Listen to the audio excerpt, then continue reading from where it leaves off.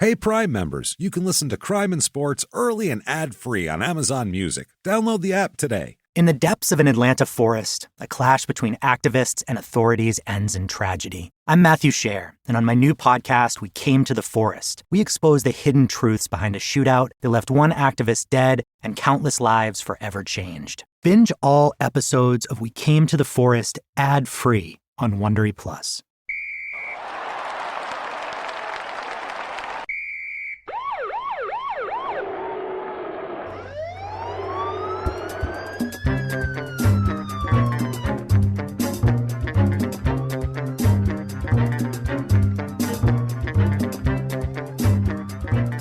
Hello and welcome back to Crime and Sports. Yay! Yay. My name is James Pietragallo. I'm here with my co-host. I'm Jimmie Whisman. Thank you guys so much for joining us as always. All you returning listeners, thank you for coming back again. If you're a new listener, wow, buckle up because you've decided to tune in for a crazy one. About the craziest person we've ever covered. This person, like the one we have today, Jimmie, it's like if you take Evangelos Goussis, like it's got that sort of organized, crimey sort, but it's take a little Robert Rozier culty thing also, and murderousness, and then just throw in some Tommy Morrison white trash over the top. But you got to sprinkle in some Bruno de Souza gang affiliation. You also have to sprinkle need some that. Gang. There's some gang affiliations. Yeah, you have to sprinkle in a lot of things here, and also just Jimmy Superfly Snuka wrestler wackiness also. It's a wild story we have this week, so get ready for that one. Before we get into that, first things first, I want to thank everybody for their iTunes reviews. Thank you guys. iTunes reviews mean the world to us. Please get on there. Give us 5 stars. Do your following instructions or following directions or whatever. Say something nice if you feel like it. It helps us move up the ranks, helps us get better sponsors, and then we don't have to beg you for money on Patreon and all that kind of sort of thing. So please rather have somebody else's money. We'd rather have sponsors' money. Right. We don't want your money.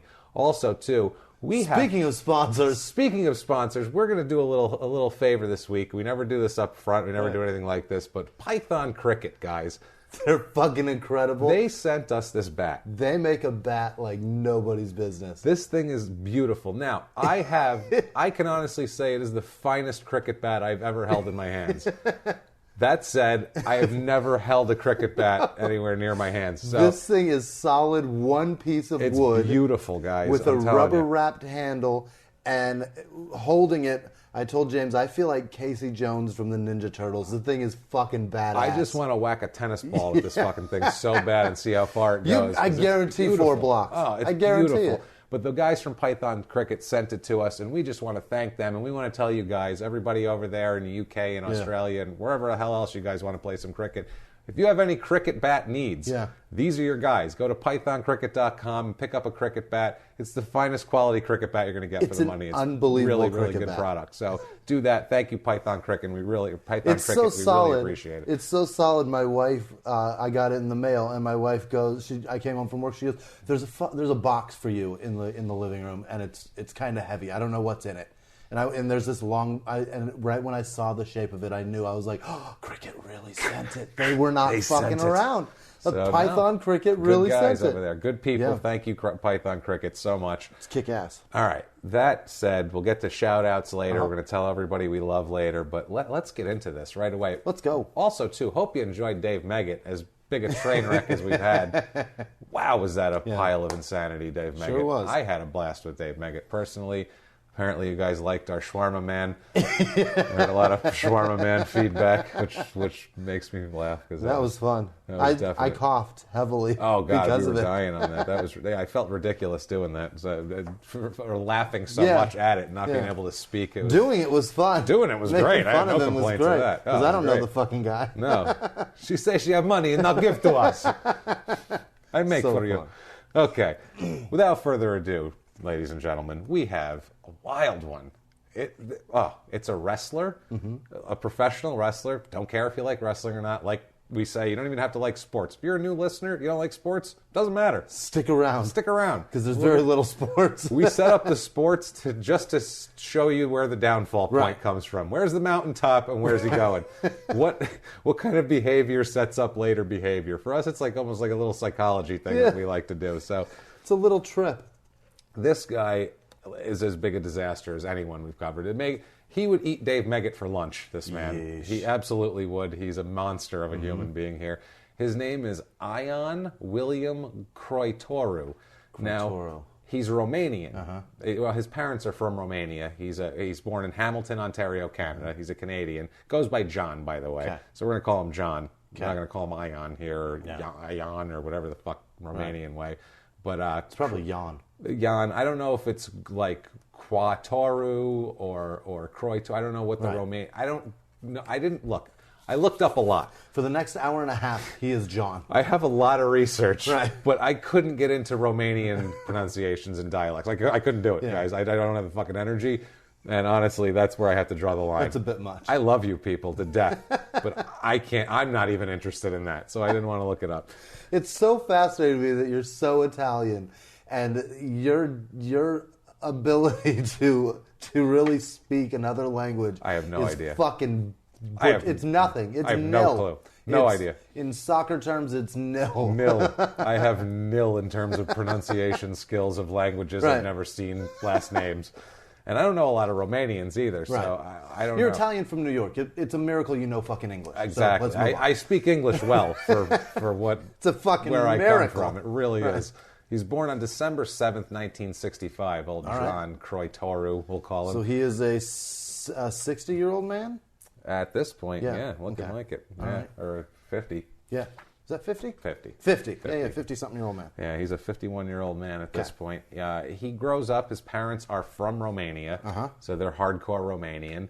And he grows up in Hamilton, Ontario. Like I said, he plays hockey, of course, because he's Canadian. Doesn't matter if he's Romanian or anything else. It's just what you do. He plays junior hockey, actually, for the Kitchener Rangers of the Ontario Hockey League. Okay. It's like a decent junior league, I guess, but he does not get drafted into the NHL at all. So, I guess that's every Canadian kid's He's a pretty big dream. guy? He's a really big... He's 6 foot tall, so he's not that tall, but he is a monster. He is... barrel-chested, huge arms, Maybe that's 300 pounds. Maybe he couldn't skate. He's wrestling at 300 pounds All right. when he wrestles, and he's jacked. And he's one of these guys that he's probably all jacked up on roids, but even if he wasn't, he's just enormous. He's just one of these guys, if you saw him in a bar, you would actively make a note to not bump into him by accident, just in case. Perfect. He's a psychopath, and this guy is, so you wouldn't want to bump into him. Right. So he takes his psychopathic giant ways, and he becomes a wrestler with it. What else do you do? You're Canadian, can't play hockey for a living. What else do you do? You can either go tap the maple syrup tree, or you can... Ice harvesting or some shit? I don't know. Yes. I watched Frozen. I don't know. Or, there you go. You're going to end up... end up in wrestling, or later on a biker gang, as we see also. He breaks into wrestling in 1984, trains for about 6 months, does that sort of thing. That seemed to be kind of the way it worked back then. You do your training for about 6 months, and they'd start throwing you in the ring. And he's up in Canada. He breaks into the Stampede territory. Okay. That is Bret the Hitman Hart's father's territory. Oh, really? Yeah, that's Stu Hart's territory. Fascinating. That's an old school. If anybody's a wrestling fan, they know about Stu Hart and Stampede, and that's where the British Bulldogs came from, and Bret Hart and all those guys, and Bad News Brown. Tons of wrestlers came from that Western Canada Stampede deal. And Stu Hart's a legend, and he would take people in the basement and to twist them into pretzels and call that training. And That's training, like that. He's crazy. It's just beating the shit out of he's somebody just beating the shit out of people. And they say there's a Beyond the Mat, if you guys have ever seen that documentary. They go to Bret Hart's house.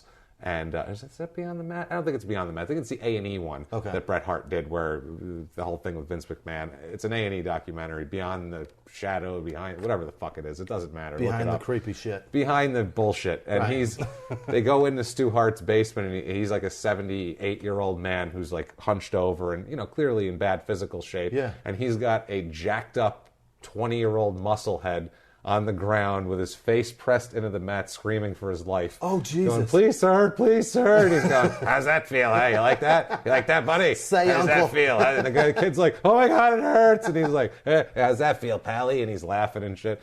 So this is old-time, dirty, tough guy wrestling. Yeah. This isn't new, no one's coming out in a... Nobody's glistening. No one's glistening and there's no rock music and fire. These guys come out and look like they beat the shit out of you if you cross them, which is what they did. So he stays up in Canada for a little while, comes down to the States in about 85, kicks around a little bit, goes to the AWA, which is a Minnesota-based territory, so he throws his ass off up there, which is no big deal for him. He's from Canada. He wins the Southern Heavyweight title up in AWA. It's Vern Gagne's territory up there. That was where Hulk Hogan became a big star before he went to W. That's where Vince McMahon stole him from. Interesting. So he was AWA, another place that gave a lot of big stars in wrestling their chance. So Bobby the Brain Heenan went there, and Mean Gene was an AWA announcer, and he had all those guys, and Vince just stole them basically. He's wrestling under the name the Terrible Turk when he first starts. Okay. He's a bald head. He shaves his head bald. He's got a big handlebar biker mustache. Fitting. He's just a thick, badass-looking dude, and it fits in up there. First, he wrestles under the name The Terrible Turk. Ends up going to WWF, now WWE, as everybody, I'm sure, is aware of WWE, in 1986-ish, and changes his name. And this is the name he goes by professionally and personally pretty much for the rest of his life. Changes his name to Johnny Canine. Oh! Johnny Canine. That's solid. That's a scary name. That's a scary name. He says that there's in their own words about how he decided on this name, and you can kind of get a glimpse into what we're dealing with here, just from the syntax and the thought that this would be how you choose your name in any capacity here. Fantastic. He says, in their own words, quote, "I was just starting to get into wrestling, and I always wanted Johnny Canine. I got the name during a big fight. We all got thrown in the paddy wagon, and I saw a police car with the word canine on it, and I said, that's my name, Johnny Canine." Doesn't He picked it off of a cop car? So, look, that it doesn't realize that means dog. Dog, right. Dog. He said, yeah, I want to be Johnny Dog. That's perfect for me. Johnny Canine. He's just a dummy. But he's a meathead, and I love his deal with, I got the name during a big fight. We're all in the paddy wagon. That's not the story. No. For me or you, big He fight. could have left the big fight out. Big fight, thrown in the paddy wagon. That's the fucking story for us. This guy, no. He's thinking about, what's that word on the side? Rather than shit, I'm going to jail. Why is there that letter and that number together? What's up with that? That's me. Dude? So that's the kind of he's obviously a mental giant, just a elder statesman of exploding with wisdom, of intellectualism, really. He's wrestling in WWF at that point, WWE. He's billed as from Romania. He goes as Johnny Canine, and he wore like a slightly kind of a gypsy-ish bandana thing on his head, kind of like a long band, like Bodie on The Wire, except black and not West Baltimore drug dealer style. And he was a jobber, which is he's the guy that everybody would beat the shit out of. If you watched wrestling on a Saturday morning, there's a job and there's a work. Is that what it is? The job is you do the job means you lose. Shoot and work. Yes, that's exactly. Okay. Yeah, the work is just to pretend like you're beating each other up. That's working. But yeah, he's the guy. If Macho Man's going to drop an elbow on him in 3 minutes on TV real quick, he's the guy that gets it. Yeah, Gorilla Monsoon's going to go, oh, look at him, he looks like a tough guy, and then the guy beats him in 3 minutes. That's how it works. He would do a big. I remember him as a kid, only because the name Johnny Canine was stupid. And as a 9-year-old, they'd be like, "What the fuck would he call himself, Johnny Canine?" I remember thinking, "What a stupid name!" As a child, you couldn't slip that past a child. I'm thinking that's a dumb shit name. And he would do this thing where he would yell and scream and drop to his knees and do a cross thing with his a Des Bryant above his head, like a DMX X, like an X above his head, and for some reason that has wanting to be Johnny X, Johnny X. You're Johnny Canine. Be the executioner. What does that something other than Johnny Canine? What does that have to do with dogs? An X move. By the way, no dog theme at all. Maybe that's where DMX got all that. Maybe he's like, shit, man, Johnny Canine already taken. I'm gonna be DMX now. Fuck it. That's how I fuck with dogs. That's what he said. DMX got in a fight and he's in a paddy wagon. And he's sitting there. Jimmie just dropped his phone. Everybody will. God damn it! I don't think it's broken. No, it's not. I think we're in good news. Or good shape. Okay. Yeah. So I think that's what happened though. DMX was in a paddy wagon. He's like, I'm gonna call myself Johnny Canine. And he looked it up. He's like, fuck, someone's already took it. Shit. All right, fine. But that's about they probably are on the same intellectual brainwave. Probably. And equal smarts because they both are. Absolutely. Clearly retarded. They're not smart. They're not people. working with the full deck, that's for sure. This guy is, I don't know if I'd call him more crazy or stupid, Johnny Canine. There's a little of both for sure. It's definitely a competition it's a to race. See which one's worse. It's a race to the bottom. Let me tell you that. This is a race to the fucking bottom, boy. That's fantastic. Johnny K-9. So yeah, he's going and he's just getting the shit beat out of him by everybody. He would be like, it's him and Pedro Morales and this guy for like it's 3 bums get beat up by 3 half decent guys. And Tito Santana's kicking his ass. It's very, very sad. He gets a movie part in 1987. Wow. Old Johnny K-9. Johnny K-9's a movie star. Things are looking good for Johnny K-9. He's on TV with the WWF. They made decent coin back then, those guys. He's touring with them. He's in this movie called The Oklahoma Smugglers, which... Never heard of it. That sounds like a gay cowboy movie. But not Brokeback Mountain gay, like romantic. This shit was like dirty gay. Like they get out on the range and they're like, all right, pal, grab your ankles. You know what I mean? Like it's one of those. It's just fist fucking. The horse is participating. It's fucking scary. Doubt. There's a horse dick dangling. Yeah, the horse is teabagging and him while he's they're going. betting on who It's can horrible. take the most horse dick. The most horse cock. That's the name. I think that's what the movie was. Oklahoma Cock Smugglers.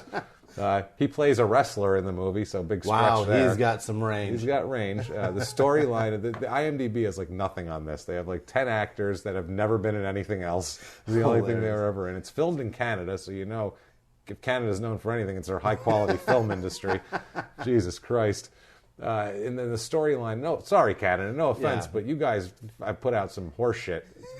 I don't think I've seen one. If you watch a movie and it's a little off, where you're like, it looks like it's almost filmed right, and those people are like, they're 98% attractive, but they're not quite there. Yeah. Watch till the end, it'll say 100% filmed in British Columbia, and you'll go, that's what it is. Now it makes sense. It's a little off. It's just a little off. Just a tinge of un-American. It's very, not even un-American, it's just off. Just a tinge of unprofessional. Where you're like, not even unprofessional, just distinctly Canadian. Where you're like, it's a little less attractive, it's a little less shiny, but it's good solid fare. You know what I mean? Like that's what they produce. That's Canada. We love Canada, by the way. That's I'm a awesome. huge fan of Canadians because they're the nicest goddamn people. Even though they're going to want to kill us after this episode. After what you just did to them, go on. So the storyline. This is the only thing under like plot synopsis storyline on IMDb is quote. This is the exact quote. So you know. And a guy named Ota made it. Ota is his OTA is the guy's first name. That's the director. What? So it's he wrote this and he's a foreigner, which is another reason why you know it's hilarious. Sure, it's not Ota. The fucking shawarma guy directed this movie, and he says I'll just use his accent. Fuck it in the IMDb here in the beginning. He said, "This is what it says." Is an action-filled, punch-happy, light-hearted adventure. Is an action-filled, punch-happy, light-hearted adventure. Who wants shawarma? I make for you. I give now. I cut. You want lamb? I make lamb. Dave Meggett's over here. Eat. You like? Good? Okay. Johnny K-9, you come in. No prostitute in hotel. No prostitute. No, they get stain all over carpet. They no pay. It's they no pay. They tell me they have money, then they no pay me. So yeah, a lot of these actors, like I said, are all just like that's their only movie. They did Oklahoma Smugglers, and then they, went back to, I don't know, gay fluffing. I have no idea, I suppose, or regular straight fluffing. Just straight up. I'm not going to cast any aspersions on that. I don't care who you're fluffing, but I think that's what they were doing. He gets WWE, loses interest in him in a couple of years because, like I said, he's not like doing anything. He's just getting the shit beat out of him, and after a while. You can only get the shit beat out of you a few dozen, a couple hundred times on television before they go, why is that guy even fighting? Right. He's We've just gonna seen beat him get in his 5 ass kicked seconds. several times. Yeah, he's not a threat anymore. Right. Because when he came in, he looked tough. Yeah. Thing is, like WWE back then, Hulk Hogan's like 6'6", 6'7", and all the big guys were huge. Andre the Giant was big back then. These guys are all 6'4", 6'6". If you're 6 foot, no matter how thick you are, you don't look like you're in the same league as Hulk Hogan when he's a head bigger than you. So that was a problem for old Johnny. He could never crack that next just didn't level measure down. up. No, and it was mainly just height. It was, so he heads to Japan where height is not a problem.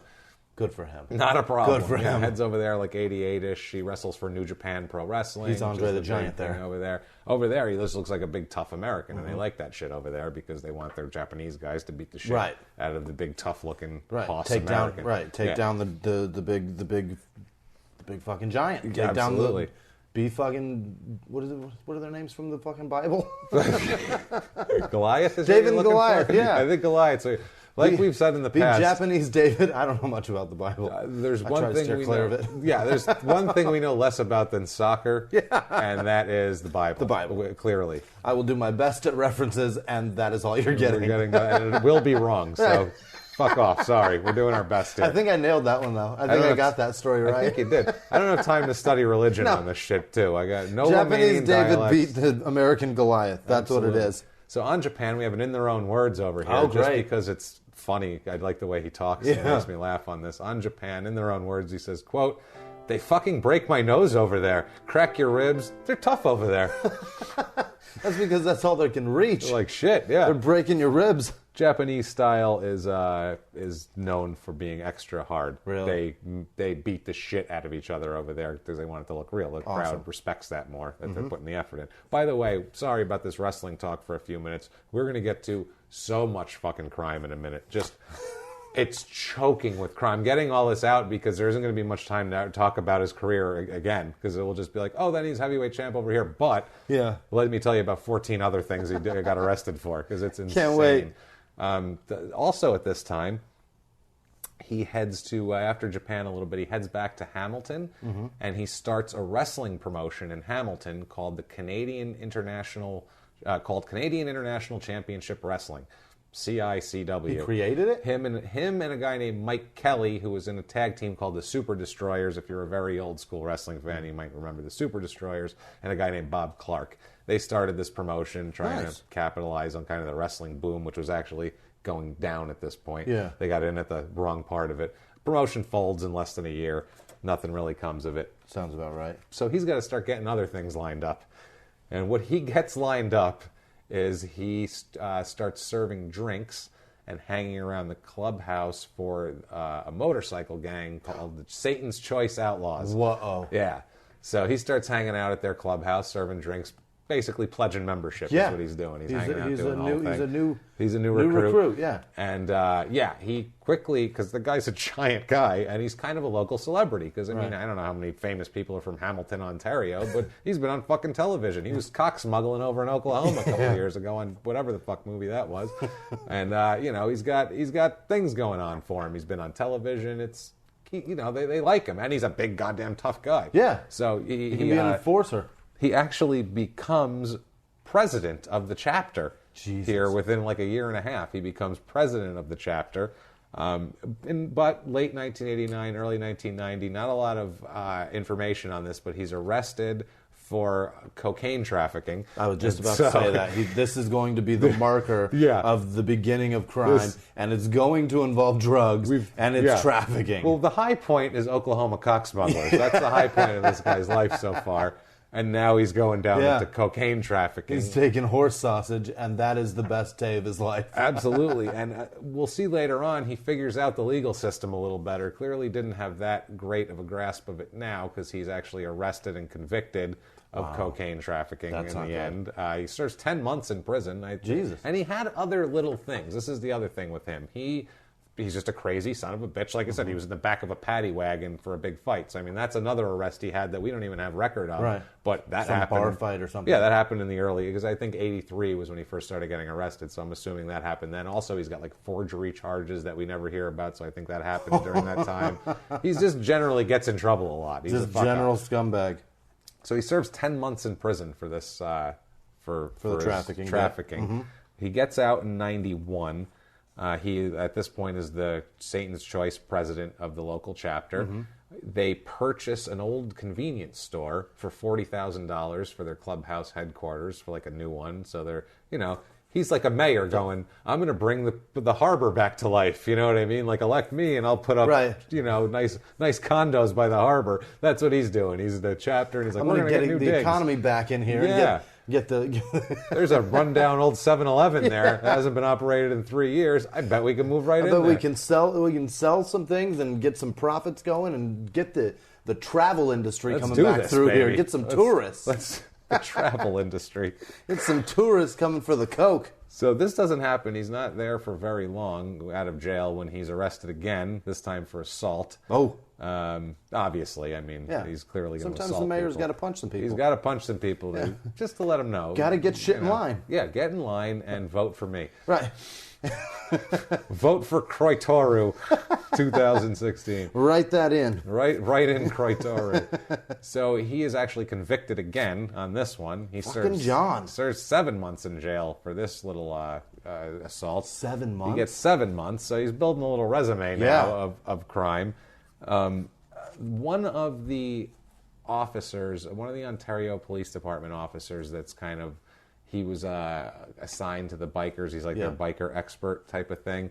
He said he was watching all of them at this time. He's on the biker gang beat? He's on the biker gang beat. And he said of John, this is interesting, he said of John, quote, "After a while you can tell who's cut out for the life and who isn't. I could tell right away he wouldn't make it. Some of the guys would talk to you. If there was a guy who was really into bikes, you could talk bikes. But K9 would talk about anything, especially himself. He was just stupid that way." So he's just a fucking idiot. He just wanted to be the guy. His whole thing, and as we're going to go through this, his whole thing is he just wants to be looked at as he wants to be respected. Important. Yeah. He wants to be important. He's like Fredo with muscles. He wants Yeah. to be important and cool and thought of as a badass and, a celebrity, and it's what he wants. He's looking for, and he's been looking for it, and he's sort of got it up to this point, and he's still going for it. Good for you. Don't punch people to get it, though. Don't punch people. But he's back in wrestling in 92. He goes back. He's in a promotion called MTW, which is a Michigan-based shitty independent wrestling America, company. huh? Yeah, he comes. It's all up there. Whatever. It may as well be Canada. He's going as... It might as well be. Right. It doesn't matter. Going as Taras Bulba. That's quite the name. Taras Bulba? Taras Bulba. That's not scary. It's a terrible name. Yeah. He's billing himself as king of the chain matches. Jesus. Like he's calling himself like he's basically an Eastern European lunatic is what he's going as. Like But Bulba, that's too close to vulva. Yeah, Taras Bulba. That's not a good name. No. That sounds like Stick with canine, bro. What are you doing? Vulva, You picked it. You earned Johnny it, for fucking God's sake. Canine. Yeah. Well, at this point, the canine thing is ruined because he's got the shit beat out of him on TV for 3 years. That's a good And he point. goes, "Oh, Johnny Canine. That's the guy I saw lose 400 times. Yeah, he stinks. I don't remember him." So he's kind of got to reinvent himself. Yeah. Now he catches a lucky break here. We're getting to some funny shit here because he catches a lucky break in 1994. Jim Cornette. If you don't know who Jim Cornette is, just Google Jim Cornette. Google Jim Cornette Dairy Queen on just YouTube it actually. YouTube Jim Cornette Dairy Queen. Let the video play. It's him freaking out in the middle of the night on a Dairy Queen drive-through person, calling her a cunt and everything else. That's awesome. They order a bunch of food. And they get up to the window, and they waited online, did the whole thing. They get up to the window, and there's like 6 wrestlers in the car, so they ordered a ton of shit because they're all humongous, and it's the only thing open in a small town. They get up to the thing. They're ordering chili dogs and stuff. Yeah, they're ordering all sorts of shit, and they get up to the window, and they're like, where's the order? And the lady's like, "Oh, I didn't know y'all were serious. I thought you were messing around." He gets out of the car like a lunatic. "What the fuck you mean you think I'm serious? What the fuck I'm ordering the goddamn food for? You think I'm serious? You fucking cunt, goddamn son of a bitch." And this lady's like, he's like going in the window after her. It's the funniest thing ever. Like she's Greg Rosenthal and wrote some nice thing about Dave Megan. Yeah, he's going crazy, and all the wrestlers are laughing their asses off in the car. One of them's got like a old like school a handy VHS, cam. literally, because it's like 1993. Awesome. An old school VHS camera, and they're Hilarious. like, "This is our Jim Cornette On his guys." shoulder. Yeah, and he's just flailing around, acting like you see him through the windshield. Just, "You son of a bitch bastard!" He's got this kind of high pitched Southern accent. But Awesome. He's hilarious, actually, and he's a really, really smart guy. He has a podcast, Jim Cornette Experience, I think it is, or something. But it's guys. You should have sent that shit to Bob Saget on America's Funniest Home Video. It's hilarious. It would just be all beeps. It's really funny. It's got a shitload of hits on YouTube too. It's like a famous It'd just thing. be all beeps. It's all beeps. It would just be him flailing and just cunt being beeped every third word. Hilarious. So this guy is a character, and he's really, really smart, actually, too. He's a smart guy, and he ran his own wrestling promotion at this time in Knoxville, Tennessee, called Smoky Mountain Wrestling. And this is Cornette. This is Jim Cornette, and this wasn't, Smoky Mountain's not a WWE, but it's also not a MTW Michigan thing. It's like a mid-range. They're on television in the local area. They're like their talent, will go to WWE after a little while. They'll graduate. They'll graduate to there. WWE, they had a little arrangement. They're like a farm system. They're a farm, and they would send WWE would send guys like that were coming back from injuries down there, like minor league rehab, basically, and then do some wrestling matches. AAA. Yeah, or you need to get a guy off TV for a few weeks for whatever reason, you'd send him down there, and he'd wrestle and get draw him some houses down there, Right. get some money in. Anyway, he's seen by Jim Cornette. Jim Cornette likes him and takes him into Smoky Mountain. Double A. The- Triple A? Did I say Triple A. triple A? Yeah. Is it triple A? Triple A. There's double and triple A in Okay. baseball. All right. Yeah, All right, double's just making worse. sure. Triple's closer to the majors. It's late at night. Sorry. It's late Go at on. night. Again, we're late at night, guys. I'm like, in my head, I'm going, that's a car service, stupid fuck. That's you dumb shit. Okay, so let's move on. He gives him a new name at this point. Really? Gives him the name Bruiser Bedlam. They didn't like Bulba. We didn't like Taris Bulba. Which Jim Cornette, like I said, smart guy, this Jim So Cornette. Bruiser what? Bruiser Bedlam. Well, Like Bedlam, like the hospital. Yeah, it's a little more scary. That's a great. That's a good name. Yeah. And for a big guy like this, and he looks crazy. He's Right. covered in fucking tattoos. By this point, he's covered in tats Really? too. He's a big Biker tattoos. biker tats, and he looks scary. He's got like a swastika on his chest bro. or some He's shit. scary. Actually, Jim Cornette talks about some of it. He's got a couple of stories about him, which is hilarious. So he would go down to Smoky Mountain Wrestling on the weekends for him, which is this is amazing. He'd come down every weekend from Canada to Knoxville. And he goes, he'd come down in the winter in an open Jeep with no shirt on. Wow. From Canada. He just drove the whole way with no shirt and an open Jeep. That's Just the heater blazing. who knows? He's just a big, he doesn't care. He's just... He's just got enough whale fat blubber that it insulates him. Not even Canada. Who drives through the Midwest and in the United States? Right? That's a good point. In the winter, he's like, so the guys were immediately thought this guy's fucking crazy. Yeah. He's, the only guy driving in with no shirt on. Icicles hanging off his nipples. Oh, absolutely. He said Jim Cornette said he was. At the time, he didn't even know he was associating with the biker guys at all. He had no fucking idea. He said, well, he says about him here. He says, "quote." He was not as bad a guy as his press would dictate. Quote, a good guy to have on your side. Which, he seems like the guy you'd want to be your pal. You stand around behind you. Call him if you're in a Until pinch you here. fuck up. Yeah, absolutely. He says, they would do things like he could bench press over 600 pounds. Good legit grief. bench press, roids or whatever, but he could legit put up 600 pounds, which is insane. That's the kind of barrel-chested guy we're talking about here. That's sick. And they would put him on television at this time to we bench press 625 pounds. It was like a circus freak. Yeah, trick. as look how tough he is. He's going to kill the good guy because he was a bad guy. He would shoot videos of him bench pressing and then breaking bottles over his head and shit because he was nuts. He'd just break glass bottles over his head. He didn't give a shit. He became their television champion, so he actually was achieving some wrestling success here. He said, Jim Cornette said he had a large tattoo on his stomach, a big giant tattoo on his stomach that read "True to the Crew." And oh boy, Cornette said, what's your deal with your tats? Because they sit in cars for hours. These guys, what's up with your tats? And you've always got no shirt on. You always got no shirt on. You're sitting around. He's in the middle of winter. He has no shirt on. This is a conversation piece at this point. We're going to talk about him. He probably doesn't own a shirt. This man. If you're not wearing a shirt, driving from Canada to Tennessee in the winter in an open Jeep, when do you wear a shirt? Right. When you He get doesn't need married, one. no shirt, just a bow tie like a Chippendale dancer. He doesn't care. He's a fucking maniac. He tattooed a shirt. He just on. tattooed a shirt. Right. That'd be just buttons. That'd be nice. He's got a pocket over his nipple. It's a linen shirt I tattooed on myself. He explained that this True to the Crew tattoo, that's hard to say, that was a bunch of guys in prison that agreed to get the tattoo when they got out. And they all designed it. And he said that he was scared to not have the tattoo next time he sees these guys, if he sees them when they get out. Oh, boy. It was like, imagine how scary they are. Where Yeah. this guy's like, I don't want to be seen without the tattoo. God knows I won't have a shirt on. So I'm just going to always not have a shirt on so that they can see it. they can for see sure. it. Just right. broadcast. Maybe that's why he Just never in wears case a I shirt. run across one of these In case guys, I he's want on them to see TV. that I still got it. They need to know. Cornette said of him, quote, he was very loyal. If a friend of his had a problem with somebody, they had a problem with him too. Apart from the murder charges, he was great. Apart from the murder charges, kills great guy. people. That's why Cornette's funny too. He's got good comedic timing. I like this it. guy.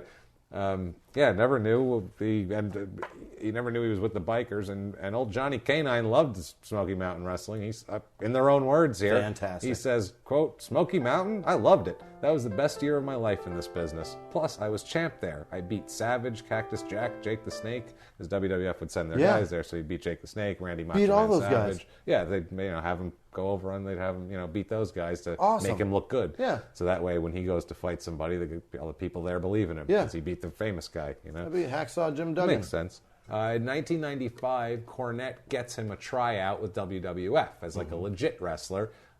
He has one match as Bruiser Bedlam. It's like a dark match, they call it, which is a tryout. He does not get signed. So no more WWF.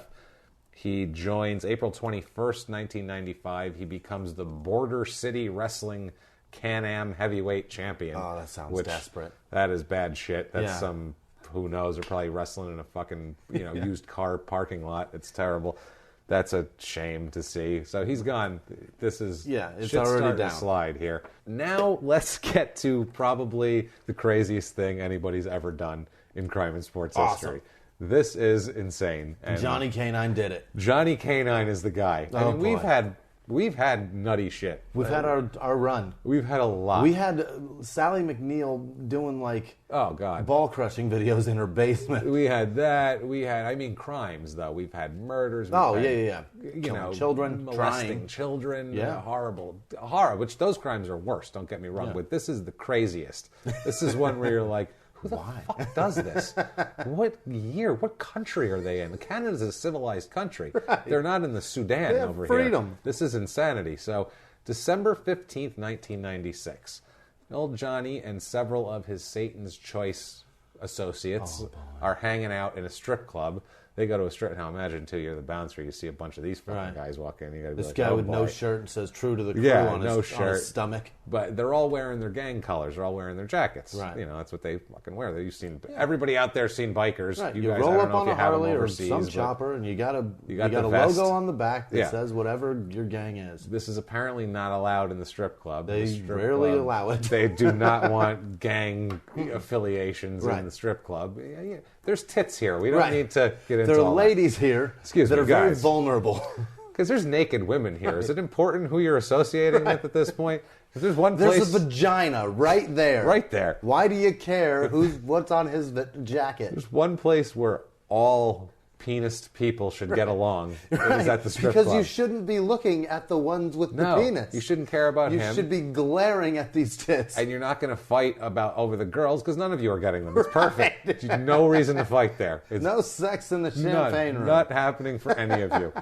So they decide to kick these guys out, which I'm just thinking, what the hell kind of experience was that? Walking up to these guys. I would hate to be that bouncer. And saying, excuse me, guys. That's a moment where your life rolls through your head going, how did I get to this profession? What happened? Why did I do this? Why didn't I go to college? My mom told me every day, get straight A's and go to college. And I fucked up. Now I have to approach these fucking giant men and their fucking leather jackets. If I had to do this, I would go out to the nearest restaurant and buy a nice gift certificate and present it to them. Listen, guys, I know you're having a good time. You look a little hungry. I just want to offer, we really can't have the gang colors, but I would like to offer you this lovely gift certificate to it's a really nice Italian place around the corner. 3 doors down. It's 3 doors down. Love you to be there. It's, $200. There's 5, you can get whatever you want. Right. You can get a nice porterhouse and go in there and have a couple beers on me. And these guys with their rock hard dicks are going to tell you to go fuck yourself. They're not happy about getting kicked out of the strip club. Right. They vow revenge, obviously. Oh, Jesus. Who doesn't at this point? And they decide, they leave, and they go, how are we going to get back at these son of a bitches? How do you do it? How would you do it, How would we do it? How would I do it? Yeah. Personally? Yeah. I'd go home. I'd tell them, I'm going to go somewhere else and tip another stripper my money. That's what I'm going to do. I'd go home. Maybe write a nasty Yelp review. I might smoke a joint afterwards, and I'd probably text you and be like, this guy was a fucking dick. And you'd be like, what happened? And I would tell you, and you'd be like, well, you probably should have gotten kicked out. You can't wear your colors now. now. Why would you wear your gang colors at a fucking titty bar? That's how it would have went with me. Right. Or you, I'm sure, too. You'd have been texting me going, this guy's a fucking asshole. He kicked me out. How about don't run with a gang, James? Well, you could... now, like we said, he's Canadian and he didn't make the NHL. Right. He has no choice. Right. He has no choice but the streets. And he's already been in prison and he's covered in tattoos. The gang life is what's going on. Tim Hortons isn't hiring currently, so he's stuck in the gang right now. He can't do anything else. So they decide, this particular group, because if your gang name is Satan's Choice, well, Satan's Choice. He chose us. Yeah, that's like a brand. We have to live up to what he would do. This is what Satan. What would he do? What would Satan do? Would he stab a hooker? No, he wouldn't do that. I thought about it. Do we mess with the strippers? Do we beat up the bartender? It's not their problem. Not big enough. Yeah, they didn't do it. What we need to do is we're going to blow up the strip club. That's what they decide. They're going to plant a bomb in the strip club. We're going to kill everybody. Now, they go back to get a bomb. They're doing this tonight, too. Wow. This isn't like, let's get them next week. Let's go back to the clubhouse where we've gotten into that pantry where we've got the bombs. They go into their bomb fridge, and they have like one of those little like mini fridges where guys keep beers in their, like in their shed. Where frat boys tuck a keg. Yeah, no. No. They put the bombs in there. That's their bomb fridge.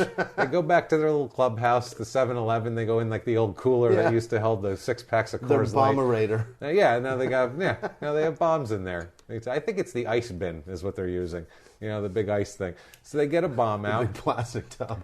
They're in Sudbury, Ontario at this point, and somewhere between the clubhouse bomb fridge and the strip club, they change their mind. Uh-oh. And they decide not to blow up the strip club. Change of plans, everybody. Change of plans. Satan's got a better idea. Satan has a different choice he'd like to make right now, and that choice is, rather than blowing up the strip club, which is bad, mind you, but not quite as bad as we want to go, let's blow up, I don't know, the police station. That'll teach them. They blow up the fucking police station. They blow up the police station. What? I don't even know what the... Do I need to go on? Episode over, guys. That's it. End of the fucking episode. There's got to be drugs involved. How does that conversation happen that they're like, hit the brakes, I see our location? He did a whole bunch of other shit. We should just say goodnight, everybody, because he blew up a goddamn police station, and that's not the worst thing he does. Or the last thing he does, by any stretch of the imagination. This is the beginning. What a fucking lunatic. This is the beginning. They blow up a police station... Who the fuck? What are you thinking? Up till now, I want to meet him and I want to hang out with him. Yeah, he'd be fun for a weekend. Now I'm fucking Lenny scared. Dykstra style. I'm scared to death. Weekend in Vegas, he could be a good time. He's got your back. He's gonna, that'd be fun as shit. Any of those guys come up trying to hawk you mixed CDs. You're like, get the fuck away from me. And old Johnny comes and clotheslines those bastards on the strip handing you hooker strip cards. Club cards and bastards. Get away from me. He'll blow you up. Oh, he will. Or bump into the pit boss on accident. So they bomb the police station. This is a good bomb. Wow. It goes off. It damages the shit out of the police station, damages the bank right next door. Wow. It also injures a police officer in this whole thing. Likely. Causes $133,000 in damages. Wow. I mean, that's a good bomb. That's a house. They blew up a good sized house in 92? They got their attention. Put it that way. This is 96. Attention gained at this point. Absolutely. So John and his 2 friends are arrested for this. At this point on Grand Theft Auto, you've got a couple of stars. You've got a couple of stars, and they are running, and they know who you are, and they've seen you, and it's not going to work They know what out. you're wearing. They know you're in the plaid pants. You can't type in the code fast enough. You're like, fuck, God damn it, R1, R2, shit, never mind. You're screwed. Wasted. So they're arrested. Now... While awaiting trial here in 1997, he's awaiting trial for this bombing, which I don't understand.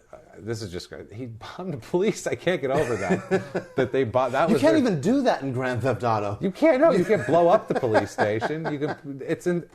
He's playing Grand Theft Auto. How is that an idea? I can't get to that being an idea. I get the strip club. Yeah. I wouldn't do it personally, but if you're angry, and you're a psychopath. I can get from A to B there.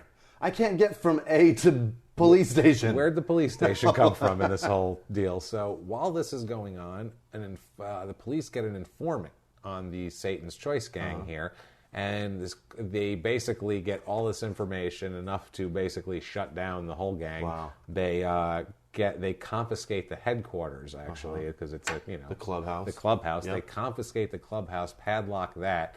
And so while that's as much heat as you can get, they confiscated your clubhouse. So the national leadership of the gang decides to decertify the chapter. Oh, shit. Because this is all very organized, like a frat or something. Yeah. Like they decertify the chapter. Yeah. And so they shut down the Hamilton chapter, and now they're shit out of luck, shit out of a gang. And Johnny Canine's got a lot of heat on him. Johnny Canine blew up a goddamn police station. Did he go to jail for this? Not yet. Okay. We'll see. Right. He's awaiting trial for this. He's still awaiting trial on January 13th, 1998. This happened December 96. Yeah. It's like a year and a month. A year and a couple of months. But still, he's still out on the street. He blew up a police station. And he's still running around. And he hurt a cop. That's what I mean. I don't know if it's our Canada. I'm not making any accusations, but are you guys a little soft? I don't know there? if you guys are so nice that You're you're very like, nice. innocent until proven guilty, for sure. And I they don't even stick think with that. I think they were like, he seems like a nice guy. Don't he? Or- He seems like a good guy. I think maybe we should give him another chance. Are all the cops scared of him, eh? He said sorry, you know what I mean? He said sorry and like everything's fine and everything. I asked him what it was all about. Injured cop, you all right? He says he's okay, man. It's all right. I think it's okay. It's all right. So He got him a Tim Hortons donut. I got him a donut. So that's a terrible Canadian Yeah. accent. Sorry. January 13th, 1998, John gets in a public fist fight with another member of his own gang. Now, a police officer... There's a mutiny afoot. They're just drunk, I think. Yeah. They're out on the town here, and a police officer driving by sees this because he's keeping an eye on these guys because they're under hardcore surveillance because they blew up a fucking police station, and then an informant told about all their shit. So they're being watched. So basically, they see him throw a right cross and nail this other guy. And so they go up and they arrest him. And the other guy doesn't want to press charges. He's all jacked up in the face. He doesn't want to press charges because he's another biker. Bikers get in fights.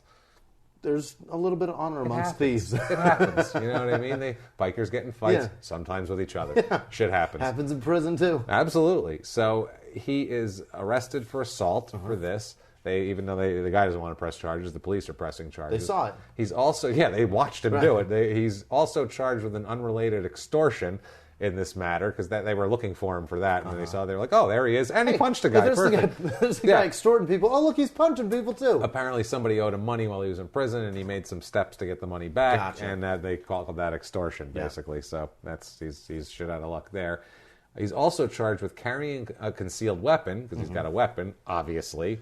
Lucky he didn't have a fucking bomb on him, this maniac. At least he didn't blow the place up. At least they kept him away from his bomberator. Nice bomberator. So he's also charged with carrying a concealed weapon and breaking conditions of his release on the bombing because they let him out on bail for the bombing, and so they're like, hey, asshole, you're doing this. This is still yet to go to trial. So, I mean, at this point, no one goes, why is he on the street? Yeah. Why does he have the opportunity to live a straight life? How much more brazen can you be than blowing up a police station? I don't think that's as brazen as you get. I watched Young Guns when they burned down the town, and when they blew up a police building. Yeah, but that shit was all made of wood. They chased them constantly from then on out. Yeah. Why is he not? And they couldn't catch him to round him up. They've got him now. They got him. They know where he's at. Just fucking cuff him and stick him away. No. Not yet. He's got plenty of life left Not in yet. him. This guy has 100 lives in him. He's just life after life after life. So September 1998, finally goes to trial for the bombing incident. He's found guilty. He gets 33 months in jail for this. That's it. Less than 3 years. 33 months, but there's also suspended time for time served when he was awaiting, and he gets out early. That's a hell of a deal. Yeah, it's a hell of a deal. He's out very quickly. He can do that standing on his head. He's already done it before. Yeah, it's insane. It is absolutely insane. He is out so quickly that, and now I think this is maybe awaiting sentencing because in November of 1998, some real crazy shit starts going down. Good grief. November 98, he's wrestling, well, this is just his career here for a second. He's wrestling for an Ontario-based company called ICW, International Championship Wrestling. Gotcha. He becomes their heavyweight champion. He beats Greg the Hammer Valentine, as you guys might remember from the 80s. Yeah. A great wrestler from the 80s. He beats him. This is such an interesting, it's so small time. I'll tell you about that in a second, how small time this is. Now, on wrestling here, I mean, in their own words on wrestling for this little company, he says, quote, "They all remember me as Canine, getting killed. I don't want that image anymore. I win now. I kick ass. I've paid my dues." Yeah, you do. Yeah, you do and kick you ass. have paid some dues. I blow up police stations. Right. I want respect. Yeah. God damn it. I kick ass. So, November 15th, 1998, let's introduce a couple of new characters here that will not be in the story very long. We have a lawyer named Lynn Gilbank. Now, she's a defense attorney, a Canadian defense attorney, and does some high-profile cases. And her husband, Fred Gilbank, they're having dinner at their daughter Kristen's house. They leave that night. They go home to Ancaster, which is a town up there, I guess. Yeah, Fred is seen walking his dog at 11:30 p.m. It's never a good sign when we talk about what time they were seen walking a dog. At that time of night. Always a bad sign. Always that means, why else would you point out when they were last walking their dog, unless... That's the last time they were seen. Unless the next day, November 16th, their son Mark returns at 5 o'clock in the evening from a weekend trip with his girlfriend in London, Ontario, to find his parents shot to death on the second floor of their house here in the Gilbanks. So they're dead. That's why we talk about him walking his dog. He walked his dog, and 17 hours later, his son finds him and his wife shot to death. Shot to death. And it's an execution. It's a scene, man. Wow. It's brutal, and it's shotguns. Wow. Close-range shotguns. Splatter. It's not fucking around. No. Yeah, this is... there's some stank on it. Yeah. We'll say Yeah. they put a little stank. There's on a this little one. mess. They put a little English on this bad boy. We'll say when they've got this plot going. So Mark calls 911. The son here. The police find nothing missing and no forced entry. Which right away, it's not a robbery at that point. She might have pissed somebody off. Or They know who did it. So they find 2 white gloves and 5 spent shotgun shells at the scene. Which close range for 2 people. 5 is a lot. That ain't That's necessary. overkill. Yeah, that's overkill, man. You could have got that done. 3 will do. 3 will do. Maybe 1 for her, 2 for him. Yeah. He might have been a fat guy. Right. I don't know. Or just to make sure he doesn't fight back. And, Absolutely. Yeah, make sure it's over. And so the time of death here by the medical examiner is set at the early morning. So that's when they're thinking this happened. 3, 4 a.m. Middle of the night. They Yeah. come in. They're, so Shortly after 11:30 p.m. shortly after, sometime between Shortly 11:30. after some doggy exercise. Yeah. I think one of his last acts was to pick up a little dog's shit, too. That was the other thing. Oh, that's so He should have just inhumane. left Yeah. it. Think about that. As the shotgun was put to my head, I would think, how'd I pick that shit up? Why? No one's going to It's call all me. I over. don't know. Fucking Fuck 'em. dead. Mark could have I went out and hope it's picked it on up. somebody's shoe. Yeah, go fuck yourself. Let the sprinklers get on and Yeah. get all mushy. I don't care. So the daughter, Kristen, who they were having dinner with, told the cops that her mother had been concerned about one of her case files and was concerned about one of these deals here. In the next 2 weeks, the police clear the son, Mark, of any of wrongdoing, the investigation. But that seems to be premature because a judge later calls the clearing of Mark, quote, a suspect that was not properly investigated. So I don't know if he means that there's evidence that he did it or if it's just he didn't think they investigated him enough. Right. That could go either way. But later on, another judge agrees with him in a very Like they just sharp washed way. him out too quick. Yeah, like they were like, well, he didn't do it. It's fine. Like, his girlfriend said that she was with him, so it must have been it. That's He it. found He's him. He good. was probably a little upset when he found him, and Yeah. because it's a mess. It is a mess. It got to be a mess. Imagine walking into that And scene. upstairs too. Yeah, you walk so upstairs. you know it's coming through floorboards. Yeah, you're whistling. Hey, Oh, it's got to be disgusting. it's got to be So soggy. It's not. Jesus Christ. So while this is going on, he's got now this bombing sentence held over his head. He's got murders that just took place that he's sort of being looked at for. But he's also got to gear up for a big title rematch. Johnny K-9's back to wrestling. With Greg the Hammer Valdo. He just won the title. Yeah. So he's got a rematch. He's got 2 rematches coming up this December 19th, 1998 and December 20th. The 19th is going to be at the Hamilton Convention Center. And then the next night, it's going to be at an Applebee's restaurant. Oh my God. So he's wrestling at an Applebee's. What? Yeah, there are, $5 appetizers flying around while The this only time asshole... there's ever wrestling at Applebee's is when a white trash couple gets in an argument. Oh, God, and that happens often. Every week, Oh, but- every week at the old Applebee's. So if Applebee's couldn't get white trashier enough, That's unbelievable. they got this guy wrestling They there. had now. wrestlers there. They had, big ones too. Big, thick guys Yeah. wrestling and sweating and beating the shit out of Champions. each other for the title. I wonder if he won like a plate of those riblets when he won the title. You win winner the title gets jalapeno poppers. and riblets and jalapeno poppers. One order only, please. So at this point, 1998, he's being interviewed by like wrestling, there's wrestling publications because he's a champ of a thing now and he's, whatever. So they're talking to him and he said, He's still got riblets in his teeth. yeah, they asked him about his biker gang days too in this Oh, interview shit. in 1998. And he says, in their own words, quote, I know a few guys. That's why my name comes up. I was never a biker. That's alleged bullshit. Alleged bullshit. Alleged bullshit. Not only- Is it bullshit that's alleged, or is it allegedly bullshit? That's alleged bullshit. I don't even want to hear about it. I love the way this guy talks. You're not only the leader of a biker gang, Right. not only are you a biker, and then you blew up a police station, which is a pretty bikery thing to do. That's super bikery. It's very bikery. Like if people said, a police station was blown up, I'd go, terrorists or bikers. It could be only one of the two. Because the bikers would be angry and on meth. No offense to bikers. If you hear any noise in the background, Frankie the Crime and Sports Dog is awake She for is some stirring. reason, and stirring. The focus of this investigation is immediately on for these murders is on our man Johnny Canine, obviously. I like it. And a friend of his named Andre Gravel. Ooh. Now Gravel's got his own little crime family syndicate drug operation. Like Gravel's a bad son of a bitch here.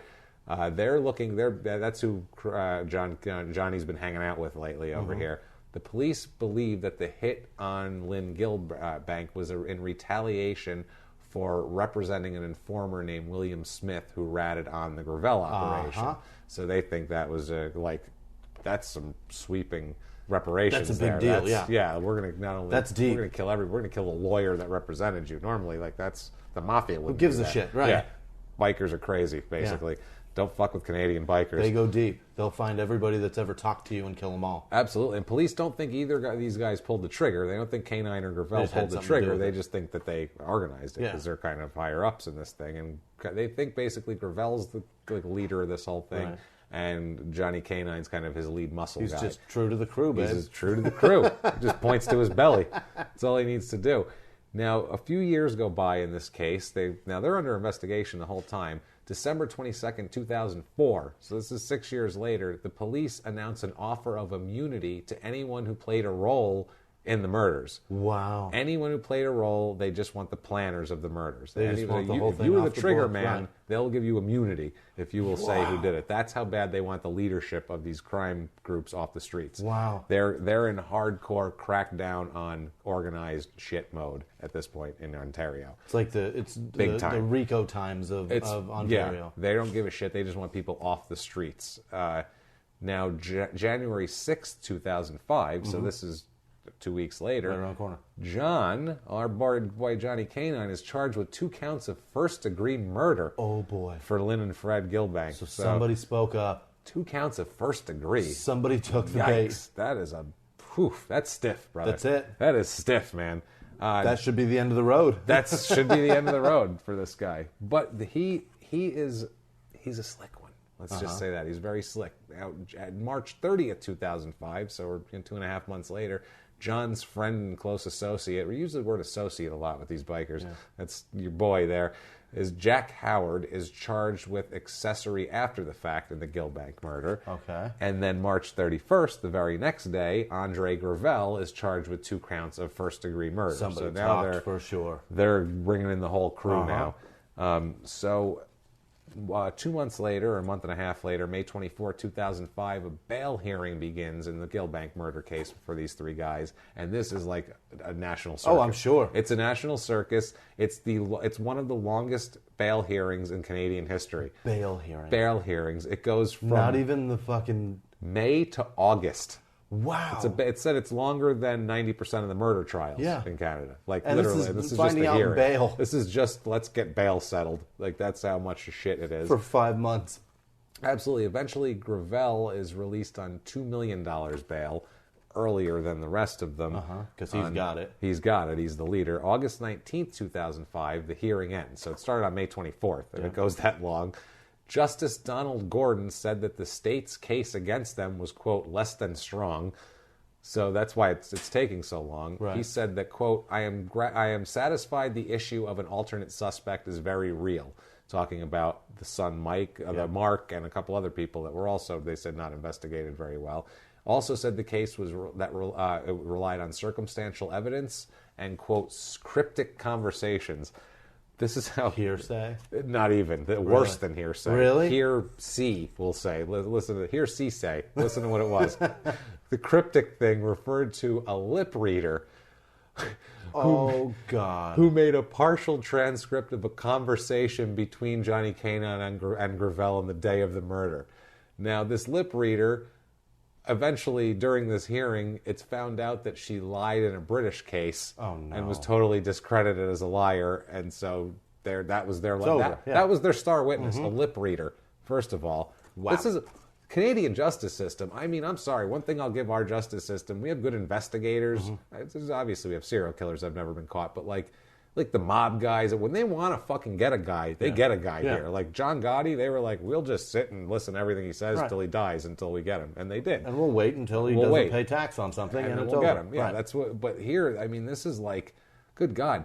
This guy blew up. And also, too, this will not happen today. I don't think this can happen ever again with lip reading, because especially not after those bad lip reading videos that are on YouTube. Absolutely. You can make somebody say fucking anything. Absolutely you can. Especially this guy's got a big mustache. You can't tell what he's saying. Jesus Christ, 3 chins and a giant mustache. They make Star Wars guys say, I'll suck your dick. And it is great. So convincing. That's what I mean. So this is thought to be complete horse shit.